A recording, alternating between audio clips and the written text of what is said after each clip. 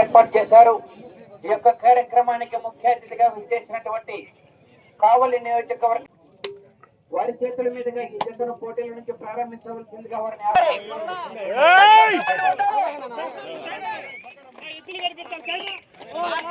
తిప్పండి. అది అది అది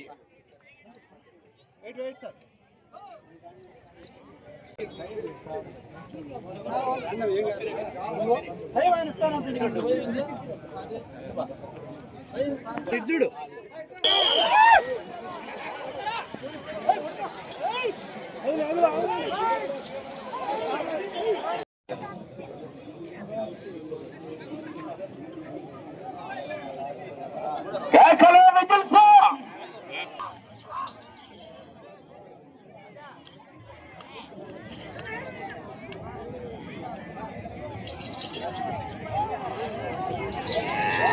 రావాలి. పెనుగొండమ్మ తల్లి ప్రసన్న వెంకటేశ్వర స్వామి ఆశీస్సులతో తల్లిపోయిన రియాన్చారెడ్డి గారు తూర్పు గోగులపల్లి వారి చేత బయలుదేరి రావాలి. అందరికీ కూడా ధన్యవాదాలు తెలియజేస్తూ, మిత్రులు కుట్టుబోయిన బ్రహ్మానందం గారు ఈరోజు కాదు, పుట్టగుంట 30 సంవత్సరాల క్రితం దైవ భక్తితో, దేవుడి మీద అపారమైన నమ్మకంతో 27 ఏళ్ల చిన్న వయసులో దేవుడి ఏళ్ళ భక్తి పార్వశ్యంతో ఉన్న దశలో ఇక్కడ శేషసాయి మందిరాన్ని ఏర్పాటు చేయడంతోనే కాకుండా నాటి నుంచి నేటి వరకు కూడా ఎవ్రీ ఇయర్ గురు పౌర్ణమి నాడు గురువుని ఆరాధించుకుంటూ తను నమ్ముకున్న దైవాన్ని ఇష్టంగా, ప్రేమగా, అభిమానంగా ఉత్సవాన్ని నిర్వహిస్తూ ఈ ప్రాంత ప్రజలందరికీ కూడా ఆ యొక్క దేవుని యొక్క ప్రసాదాన్ని అందిస్తూ, అదేవిధంగా మనం అంతా కూడా పల్లె ప్రాంత ప్రజలు కాబట్టి పల్లె ప్రాంత ప్రజలకి అనుబంధం ఉన్నటువంటి జాతి పశు జాతి. ఎద్దులతో మన రైతాంగానికి అనుబంధం ఉంది. అందుకోసం ఎద్దుల పోటీలు నిర్వహించడం, దాంట్లో బహుమతి పొందినటువంటి వారిని అభినందించడం, ఎవ్రీ ఇయర్ కూడా ఇది నిర్వహిస్తూ లాస్ట్ ఇయర్ కూడా నేను ఈ కార్యక్రమానికి విచ్చేయడం జరిగింది. ఈరోజు కూడా ఈ కార్యక్రమానికి విచ్చేసి తిలకించడం జరిగింది. ఈ సందర్భంగా సోదరుడు కుట్టుపోయిన బ్రహ్మానందాన్ని, నిజంగా ఆయన పేరులోనే వాళ్ళ నాన్న ఎందుకు పెట్టాడో తెలియదు కానీ బ్రహ్మానందాన్ని పెట్టాడు.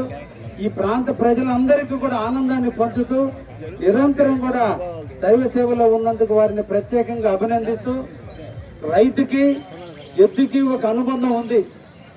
వ్యవసాయం అంటే సాయం చేసేవాడు వ్యవసాయదారుడికి సాయం చేసేది ఎద్దులు దున్నబట్టే ఆ ఎద్దుల యొక్క గిట్టల తాకిడితో, ఆవుల యొక్క తాకిడితో మన భూమి పుణ్యభూమిగా మారుతుంది. శ్రీకృష్ణ పరమాత్ముడు చెప్పినట్టుగా గోధోళి ఈవేళ గోవు యొక్క ధూళి, గోవు యొక్క గిట్టల యొక్క సౌండ్, గోవుల యొక్క నడక వల్ల ఏ భూమి అయితే తిరుగుతుందో, ఏ భూమిలో అయితే గోవులు సంచరిస్తాయో ఆ భూమి పవిత్ర భూమి అనే పేరుంది. అందుకనే మన పూర్వీకులు అందరూ కూడా వ్యవసాయాన్ని మొట్టమొదట ఎద్దులతో చేపించడం జరిగింది. ఆ ఎద్దుల యొక్క గిట్టల సౌండ్, ఆ ఎద్దుల యొక్క గిట్టల ఒత్తిడి వల్ల పాడి పంటలు బాగా ఉంటాయని, మనకు పంటలు బాగా పండుతాయని మన సనాతన ధర్మం చెబుతుంది. ఎద్దుల్ని మనందరం కూడా 365 రోజుల పాటు భయపెట్టో కొట్టో మనం అన్నం తినటం కోసం మన భూమిని దున్నిచ్చి ఆ భూమిలో విత్తనాన్ని నాటి వాటి ద్వారా ఫలింపు పొంది వాటికి గట్టి పెట్టి మనం ఆహారాన్ని తింటున్నాం.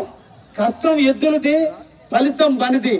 అందుకోసమే వాటన్నిటినీ మైమర్పిస్తూ సంక్రాంతి పర్వదినం నాడు మనం ఎద్దులని, ఆవులని, మనకి పాలిస్తున్నటువంటి గేదెలని, గొర్రెల్ని, మేకల్ని అన్నిటినీ కూడా అలంకరించి మనుషులను మనం ఎంత శుభ్రంగా చూసుకుంటామో వాటిని కూడా శుభ్రంగా చూసుకుని, గ్రామ జాతరలు జరుగుతుంటే ఏ గ్రామంలో జాతర జరిగినా ఆ ఎద్దుల్ని బొల్లెద్దులుగా ఎత్తుకుని మేము 365 రోజులు మిమ్మల్ని కొట్టుంటాం కాబట్టి మమ్మల్ని క్షమించండి అని చెప్పి ఆ ఎద్దుల్ని కానీ ఆవుల్ని కానీ బొల్లావుల రూపంలో నెత్తిన పెట్టుకుని మోసుకుంటూ చిందులేసుకుంటూ ఏరదాళ్ళతో మనం కొట్టుకుంటూ 365 రోజులు మిమ్మల్ని కొట్టిన పాపానికి ఈ రోజు మేము కొట్టుకుంటున్నామని చెప్పి వాటిని చేసేదానికి మనకి పశు సంపదకు ఉన్నటువంటి సంబంధాన్ని మనం ప్రతి గ్రామంలో కూడా ఉత్సవాల్లో చూపించుకుంటూ మనకి పశు సంపదకు ఉన్నటువంటి బంధాన్ని మనం ఈరోజు తెలియజేస్తున్నాం.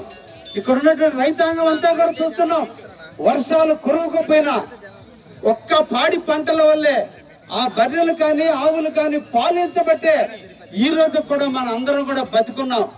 కరువు వచ్చినా కాటకాలు వచ్చినా వరుణ దేవుడు కరుణ లేకపోయినా ఆ బర్రెలు పాలించి ఈ రోజు ఆ పాలు అమ్ముకుని మన బిడ్డలు చదివించుకుని ఈ రోజు మన బిడ్డలు ఉన్నత స్థాయిలో ఉన్నారంటే ఆ పశు సంపద యొక్క గొప్పతనం అటువంటిది. వాటిని మనం గుర్తించాలి, గౌరవించాలి. ఈ సందర్భంగా నిర్వాహకులు కూడా ఒక్కటే చెప్తున్నా, ఒక ట్రిప్ తగ్గినా పర్లేదు కానీ ఆ ఎద్దులను కొడుతున్నారు.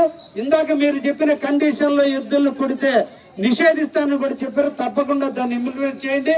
ఇంతమంది ఆనందం కోసం మనం ఇందరం ఆనందం చూస్తూ ఆ ఎద్దులను కొట్టడం మంచి పద్ధతి కాదు, తరవటం మంచి పద్ధతి కానీ.